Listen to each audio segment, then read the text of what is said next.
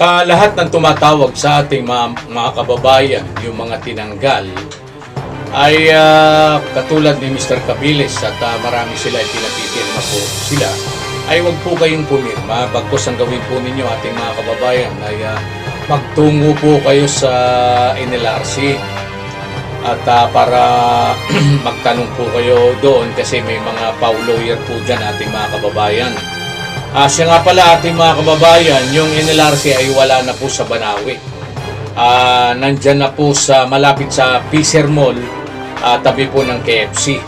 At nung nakaraan lang po dyan ating mga kababayan ay may sinamahan tayong taga Laguna at taga Las Piñas para mag-file ng kaso para dun sa kanilang company ating mga kababayan. At napakabilis po ng transaction dyan, basta sumunod lang po kayo sa kanila kasi yung mga public attorney's office ay talagang mababait at sinasaliksik yung inyong mga complaint para higit kayong matulungan.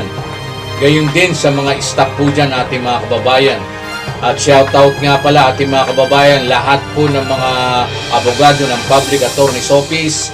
Magandang umaga po at gayon din sa mga staff niya na magagaling. Magandang umaga rin po. Amy, security, ni Lady Guard dyan ay okay, mabait po yan. Gayon din ang kanyang security officer.